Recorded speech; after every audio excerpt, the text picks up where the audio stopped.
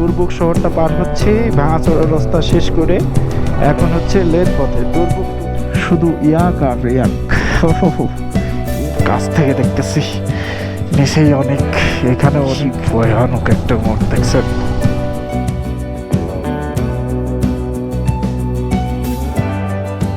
Good morning from Pangong lake. আজকে মূলত সকালে চলে যেতে হবে, কারণ লেতে যে আসলে কাজ আছে, এই জন্য তাড়াতাড়ি চলে যেতে হবে। বাট প্যাংগং লেকে আরেকটা দিন থাকতে পারলে খুব ভালো লাগতো। ঘড়িতে সময় 6:41, আর এখন বিদায় নেবার পালা। এই সুন্দর ডাল লেক ছেড়ে এখন চলে যেতে হবে। আসলে কিছু করার নাই, জীবন বহমান। ইনশাল্লাহ একদিন তো অবশ্যই ডাল লেকে আসবো আবার। সরি, ডাল লেক বলছি, প্যাংগং লেক। লাদাখের প্যাংগং লেক, আমি শুধু ডাল লেক হয়ে যাচ্ছে। একটা মজার বিষয় আপনাদের সাথে শেয়ার করি। স্টার্ন যদি গাড়ি দেওয়ার থাকে তাহলে গাড়ি স্টার্ট নেয় না। আমি তো চিন্তায় পড়ে গেছি, আমার আবার স্টার্ন শো চালানোর অভ্যাস, তো চিন্তায় পড়ে গেছি, কোনোভাবে গাড়ি স্টার্ট নিচ্ছে না।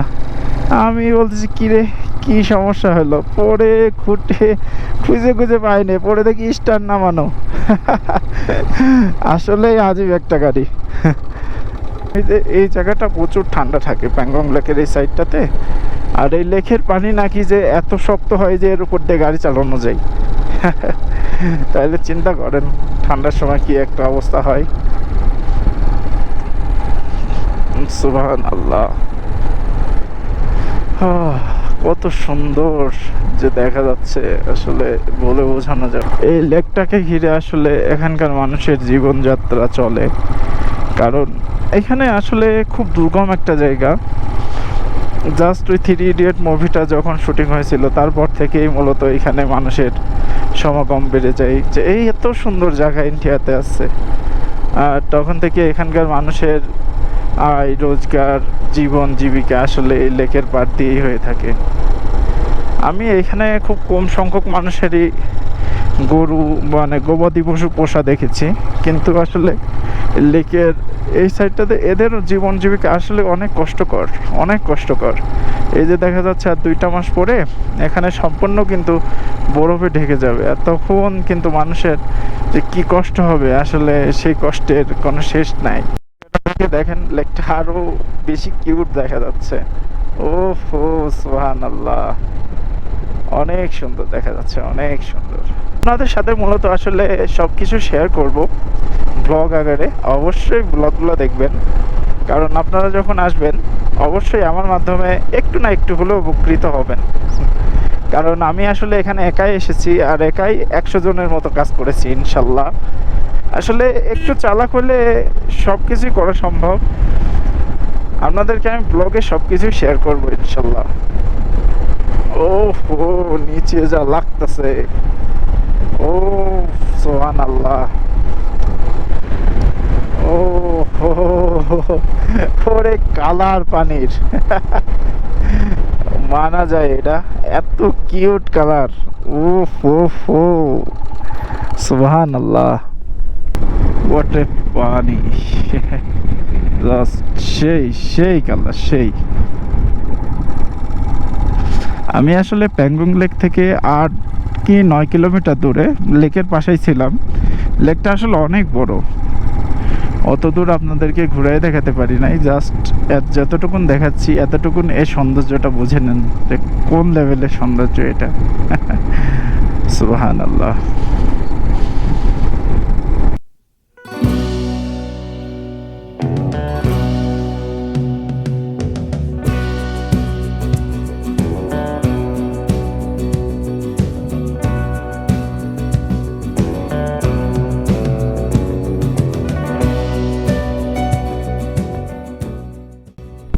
এই তো লেকের পাশে চলে এসেছি, এখনই লেক থেকে বিদায় নিতে হবে। তবে সামনের রোডটা যখন হয়ে যাবে, প্যাংগং লেকে আসতে আপনাদের 2 ঘন্টা সময় বেঁচে যাবে। আর মনে হয় 3 থেকে 4 মাসের ভেতরে ইনশাল্লাহ হয়ে যাবে রোডটা। তখন এখানে যাতায়াত তার উন্নত হবে। Bye bye Pangong lake, bye bye bye bye. এই এলাকাটা হচ্ছে যুদ্ধপ্রবণ এলাকা। কিসের জন্য বলছি, চায়নার বর্ডার কিন্তু পাশেই, আর চায়নার সাথে তো মনে করেন যে ইন্ডিয়ার অল টাইম মনে করেন যে বেঁধেই আছে। কিছুদিন আগেও এই সীমান্ত নিয়ে অনেক ঝামেলা হয়েছে। যুদ্ধপ্রবণ এলাকা এটা। দুর্বুক শহরটা পার হচ্ছে ভাঙাচোরা রাস্তা শেষ করে, এখন হচ্ছে লের পথে, দুর্বুক টু লে। আসলে রাস্তাটা কীরকম সেটা আপনাদেরকে এই ভিডিওতে দেখাবো। তো চলেন যাওয়া যাক। কী অবস্থা, উপরে উঠতে হচ্ছে খালি। আমি জানি এটা শুধু উপরে উঠতে হবে, এখন অনেক হাই অ্যাটিটিউডে উঠতে হবে। তারপরে যে মানালি রোডে যেতে হবে, সেটা হচ্ছে আপনার হচ্ছে প্লেন রোড। এটা হচ্ছে যথেষ্ট হাই রোড। তো চলেন যাওয়া যাক।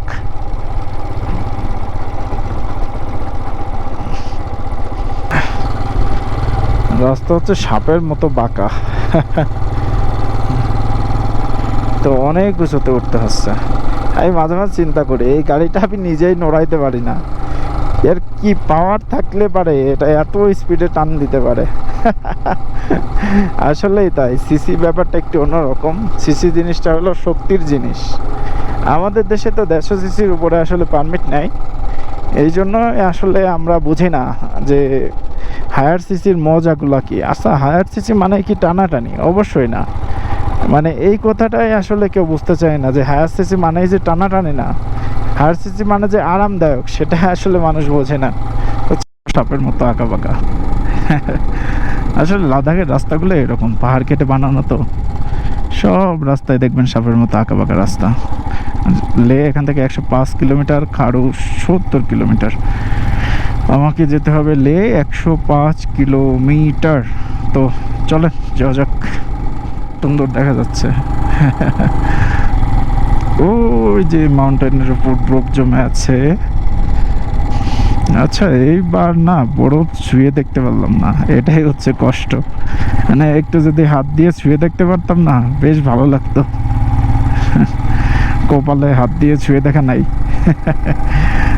একদম পাহাড়ের উপরে থাকে সবসময় বরফ। Nice road. আসলে এই রোডটা মনে হয় ভাঙাচোরা নাই, আমি যতটুকু জানি, দুর্ভোগ থেকে লে পর্যন্ত। আর যে রোডটা দিয়ে আসছি, ওরে আল্লাহ, পুরা মাজা টাজা সব ব্যথা হয়ে গেছে একদম পুরা। পাহাড়ের উপর দিয়ে রাইড তো আসলে যথেষ্ট। এই যে এই বালিগুলো ডেঞ্জারাস, সাবধান, দিস বালি ইন লাদাখ। আপনারা সাবধান থাকবেন এই বালিগুলা থেকে। এই বালিগুলার থেকে আমি কিন্তু পড়ছিলাম, এই জন্য আমার শিক্ষা হয়েছে। এই জন্য আমি বালি দেখলেই সোলো করতেছি। আর সবসময় হচ্ছে এটা বালিগুলা থাকে হলো মাঝখানে, সো মাঝখান দিয়ে চালাবেন না, একটু সাইড দিয়ে চালাবেন বাইকের টাকা, তাহলে স্কিড করবে না।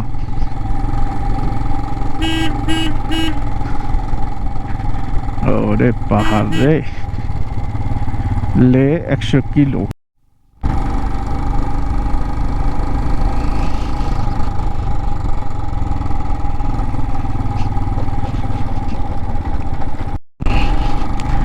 এই জায়গাটা প্রচুর পরিমাণ পাওয়ার লস করতেছে, মনে হচ্ছে অনেক উপরে আছে। আমার যা মনে হচ্ছে প্রায় 13-14 হাজার ফিট উপরে আছে। গাড়ি প্রচুর পাওয়ার লস করতেছে।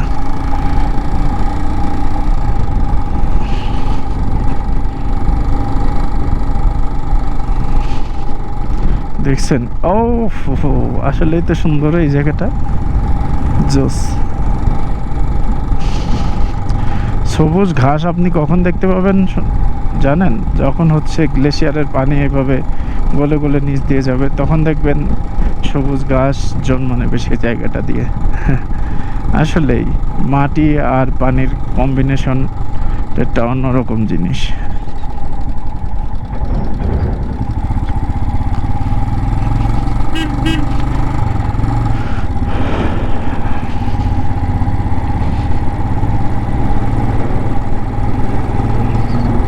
ও শীত লাগতেছে, মনে হচ্ছে অনেক উপরে আছি, আমার যেটা মনে হচ্ছে।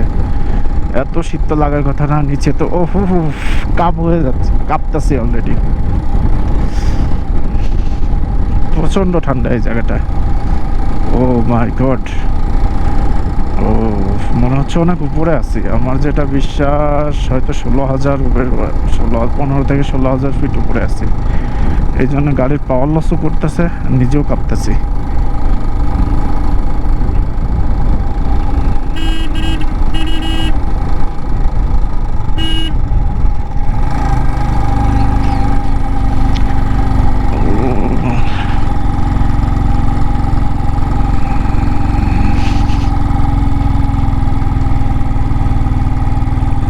আরে বাবা, গাড়ি তো ওঠেই না, 2 গিয়ারে আছে, গাড়ি উঠতেছেই না।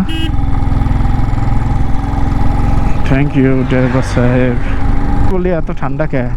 অনেক উপরে আছে পাহাড়ের।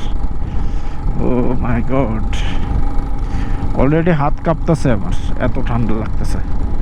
আর জ্যাকেট গায়ে দিয়েছি, মাঝে জ্যাকেটের ভেতরেও লাইনার আছে, 3টা গায়ে দিয়ে আছে, তারপরেও শীত লাগতেছে।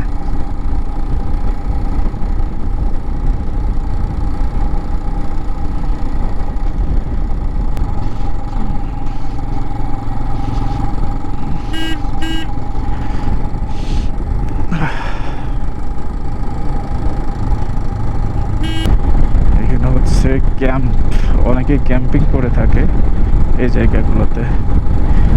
এখান থেকে 90 কিলো।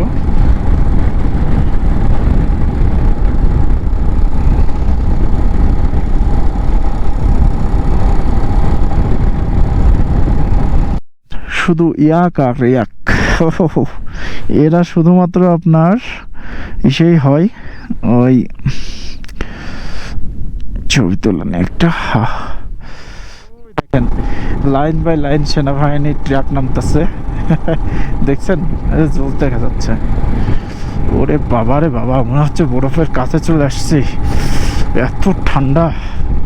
ও, এখানে মনে হচ্ছে 3 থেকে 4 ডিগ্রি মনে হয় আছে, এত পরিমাণ ঠান্ডা। ও, এই রোডটা তো জোস, সুন্দর করছে তো এই রোডটা। ও তাই তো, জোস একটা রোড করছে। এইরকম রোডে আসলে গ্রিপ পাই ভালো। একটু ঠান্ডায় আমার গোপুরো পর্যন্ত হ্যাং করছে, চিন্তা করেন কি পরিমাণ ঠান্ডা হতে পারে এই জায়গাটা। একটু আগে তো স্লিপ খেয়ে পড়েই গেছিলাম, তো আল্লাহর রহমতে উঠতে পারছে, গিয়ারে ছিল গাড়ি, কোনো সমস্যাই হয়নি, নো প্রবলেম, আল্লাহ ভরসা।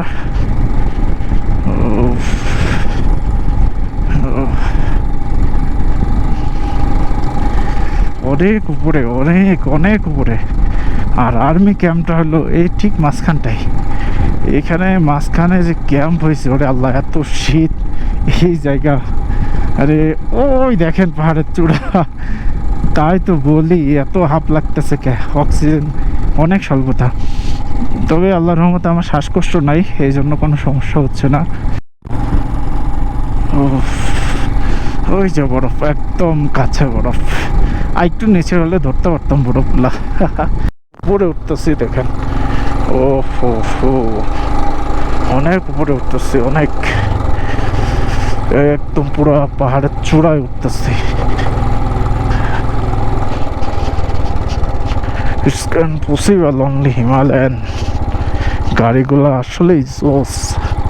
আপনি পাহাড়ে উঠবেন, কোনো বেগ নিতে হবে না আপনাকে, আপনি উঠতেছেন ঠিক আছে। গ্লেশিয়ারগুলো দেখছিলাম না, এই দেখেন সেগুলা, ওই যে এত শীত এই জায়গাটা, ও মাই গড, প্রচন্ড পরিমাণ শীত, একটু শীত না, প্রচন্ড পরিমাণ। ছবি ভিডিওগুলাই কালকে স্মৃতি হয়ে থাকবে, আসলেই তাই। এই যে জায়গাটা না, ও ওরে ঠান্ডা, মানে ঠান্ডা প্রো ম্যাক্স, 3 থেকে 4 ডিগ্রি তাপমাত্রা আছে মেবি এই জায়গা। এত শীত, আমার হাত পুরো অবশ হয়ে গেছে।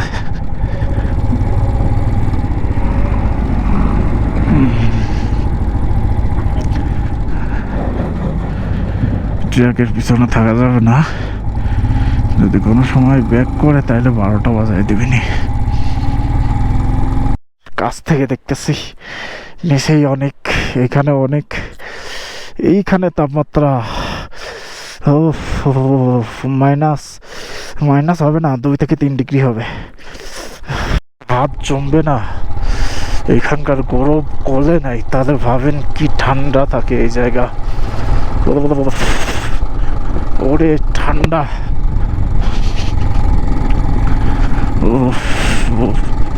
দেখছেন? ও শীত, এত ঠান্ডা এই জায়গা বলে বুঝতে পারবো না। এখন মনে হয় শুধু নিচে নামতে হবে। চলেন নাও যাক। আমার ভাইজারে প্রচুর পরিমাণ ফগ জমছে এই ঠান্ডার জন্য। ও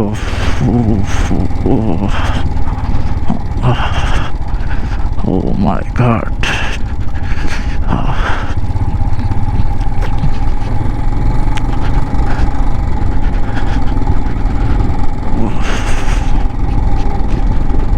ওরে বাবা রে বাবা রে বাবা, ওরে ঠান্ডা এই জায়গা। ও মাই গড, অনেক নিচে নামতে হবে এখন।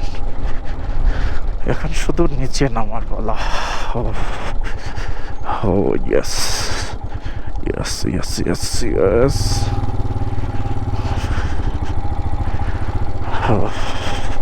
আমার ফগ জমে যাচ্ছে ভাই, চারে কিছুই দেখতে পারতেছি না। তাহলে কি একটা বিরক্তিকর পরিবেশ চিন্তা করেন। অফরোডই জীবনের থেকে শেষ হচ্ছে না, এত অফরোড। সামনে প্রায় 5 কিলো অফরোড করে আসলাম আবার। আর কত দূর লে সিটি, আর কত দূর রে, আর কত দূর।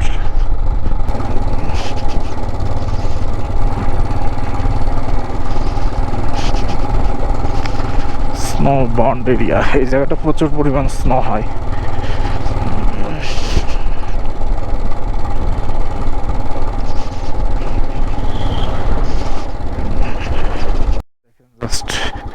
কি ভয়ানক একটা মোড় দেখছেন, যে এরকম মোড় দিয়ে বেয়ে নিচে নামতেছে।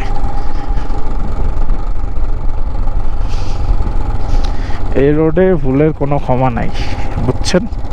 সো কেয়ারফুলি গাড়ি চালাবেন। আপনি আস্তে চালান, সমস্যা নাই। আপনি 2 ঘন্টা পরে যান, তাও সমস্যা নাই, কিন্তু কেয়ারফুলি যান। এইসব রোড কি ডেঞ্জারাস রোড, ও মাই গড।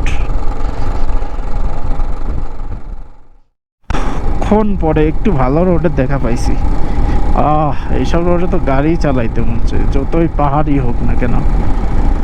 আহা, গাড়ি নাই টান দিতে আসি উঠে যায় এইসব রোডে।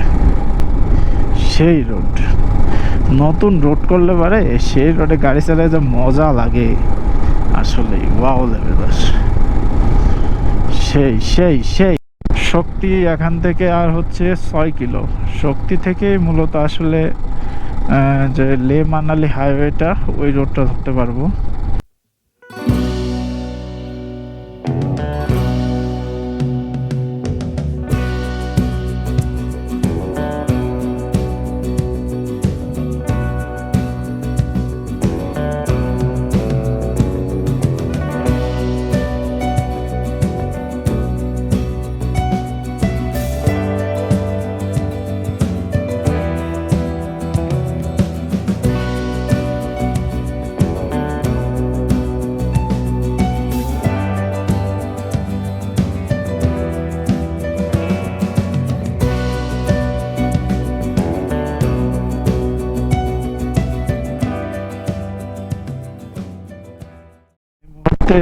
হাইওয়েতে চলে আসছি, আর এখান থেকে আর আমাকে যেতে হবে মেবি 45 কিলোমিটার এরকম সামথিং হবে।